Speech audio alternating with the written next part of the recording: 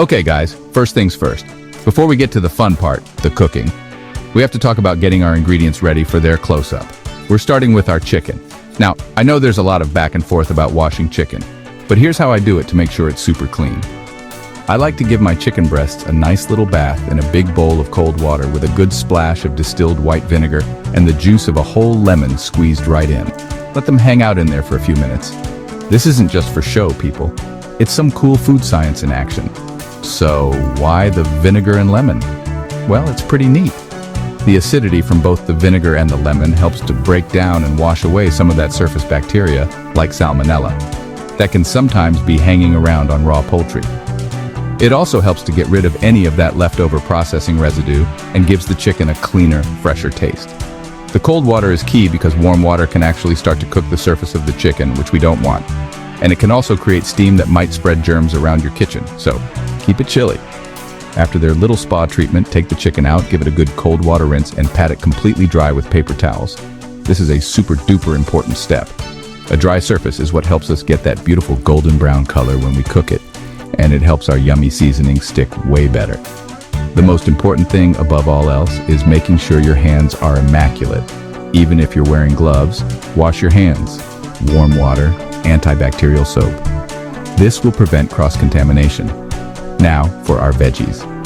For this recipe, we're using broccoli, bell peppers of every color, carrots, corn, and red onions. Use the vegetables that you like. They need a good wash and rinse too. Using the same method as with the chicken, with one exception, baking soda. Place your vegetables in a bowl of cold water with baking soda. You can omit your onion and corn. Pour in some vinegar. Allow to soak for about 2 minutes. The baking soda and vinegar will remove the wax and any additional pesticides that may be clinging to the skin of the vegetable. Use your hands or a soft vegetable brush to gently scrub away any dirt or grit. Rinse with cold water. We want clean food, not crunchy dirt. Let's chat about food safety for a sec because it's a biggie. When you're working with raw chicken, or any raw meat for that matter, you want to use a plastic or glass cutting board, never a wooden one. And you want to use a different cutting board for your vegetables altogether. Why? Because wood is porous, and those pesky chicken juices can soak in and set up camp, making it really hard to clean completely. Plastic or glass boards can be washed and sanitized much more easily. And once you're done with the chicken, make sure you wash your hands, the cutting board, your knife, and any surfaces like your kitchen counter that the raw chicken touched. Spray them down with an all-purpose disinfectant, wipe clean, and keep it moving. Always prepare a sink full of hot, soapy water and add a cap full of bleach to disinfect your prep tools and dishes. That's old school knowledge, fellas. Safety first, flavor second. All right, our chicken is clean, dry, and ready for its flavor profile. This is where the magic happens. For this classic meal prep, I love a simple but oh-so-delish seasoning blend. In a small bowl, we're going to mix up some garlic powder, onion powder, smoked paprika for a little bit of that smoky goodness, some dried oregano, a dash of Old Bay, and of course, a good pinch of sea salt and black pepper. Freshly cracked pepper if possible. Don't be shy with the seasonings. We want every single bite to be packed with flavor. It's what makes a simple dish sing.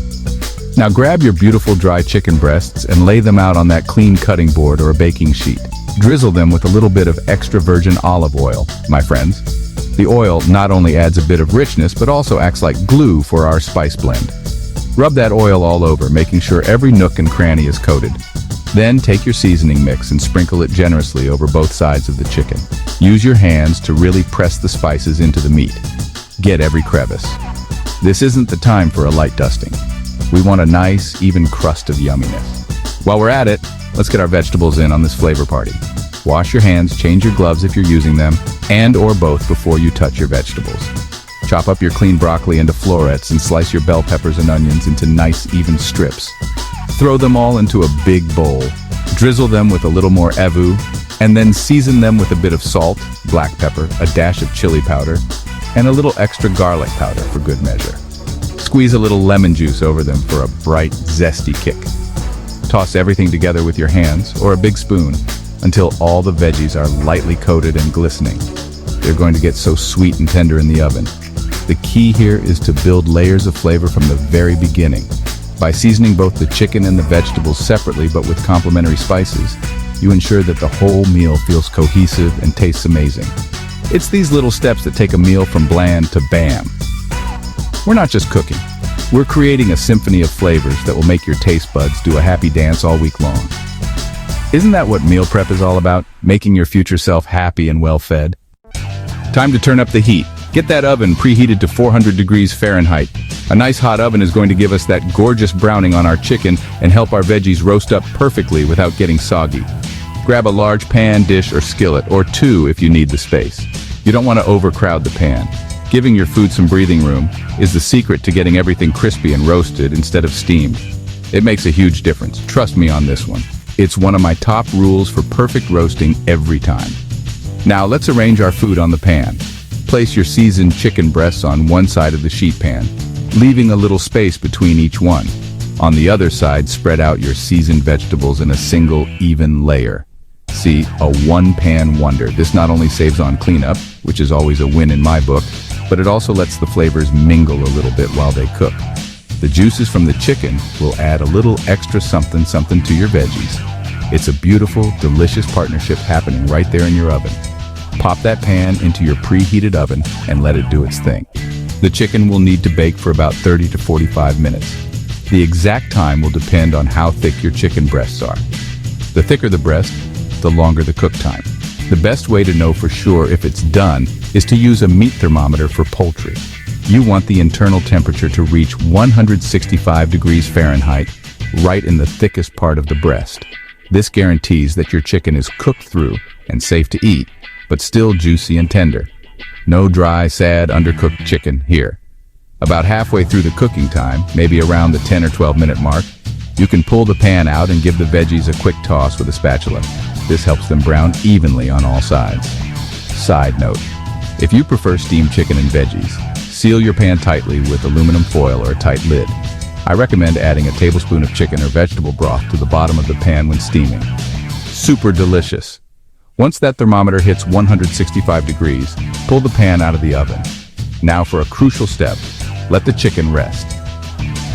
Do not discard the broth in the pan. Set it aside. Let the chicken sit on your clean steel or plastic cooking board or a large plate for about 5 to 10 minutes before you slice into it. This lets all those amazing juices redistribute back into the meat, ensuring every single bite is as moist and flavorful as possible. While our chicken and veggies are having their hot yoga session in the oven, let's get our rice going on the stovetop. We're not just making plain old rice today. We're making flavor-packed, can't stop eating it rice. By the way, making rice is not that difficult. Follow these steps and you'll be good to go. First step, give that rice a rinse. Put your rice in a food strainer or a fine mesh sieve and run it under cold water for about a minute, swishing it around with your hand. You'll see the water start out cloudy and then turn clear. That cloudy stuff is just excess surface starch, and rinsing it away is the #1 secret to getting fluffy, individual grains of rice instead of a clumpy, sticky mess.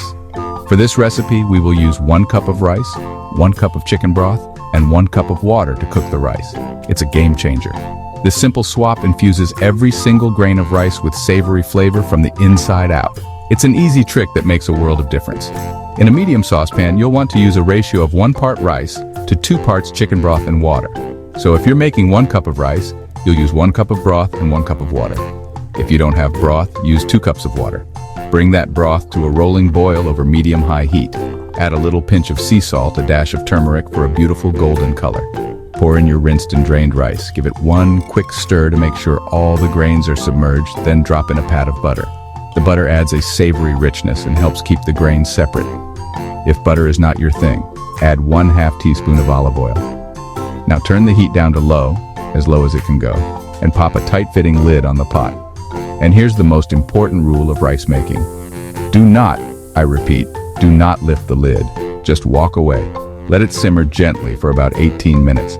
The steam is what's cooking the rice, so if you peek, you let all that precious steam escape.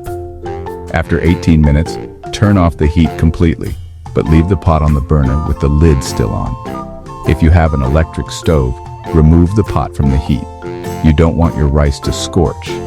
Let it sit and steam for another 10 minutes. This final rest is what lets the rice absorb the last bits of moisture and finish cooking to fluffy perfection. Once the 10 minutes are up, you can finally lift the lid. You'll be greeted by perfectly cooked aromatic rice. take a fork and gently fluff it up, separating the grains. And there you have it, the perfect base for your weekly meals. How easy was that? We did it! Look at that beautiful spread. We have our juicy, flavor-packed chicken, our sweet and tender roasted veggies, and our fluffy, savory rice. Now it's time for the final step, assembly. This is where the meal prep part really comes to life. Grab your favorite meal prep containers. I like glass ones because they're great for reheating. Once your chicken is rested, go ahead and slice it into nice, thick strips. This makes it easier to portion out and eat later. It's all about making lunch or dinner time as easy as grab and go. Let's build our delicious little bento boxes for the week. Start by dividing the fluffy rice evenly among your containers.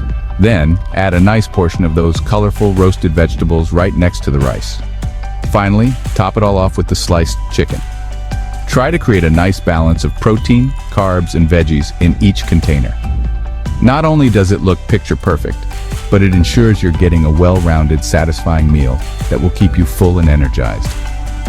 Once all your containers are filled, let the food cool down to room temperature before you put the lids on. This is a big food safety tip. If you seal them up while they're still hot, condensation can get trapped inside, which can make your food soggy and create a breeding ground for bacteria. We don't want that. So just let them hang out on the counter for a bit, maybe 30 minutes or so, until they're no longer steaming. Patience is a virtue, especially when it comes to delicious, safe food. Now seal them up tight and pop them in the fridge. These little boxes of yum will stay fresh and delicious for up to 4 or 5 days. When you're ready to eat, just take one out, pop off the lid, and microwave it for a couple of minutes until it's heated through. Or if you're like me, put it in the oven at 200 degrees until warm. You've just given your future self the amazing gift of a healthy, homemade, and totally delish meal that's ready in minutes. That, my friends, is how you win the week. High five yourself, you meal prepping rock star. Catch you in the next video. Peace, gentlemen.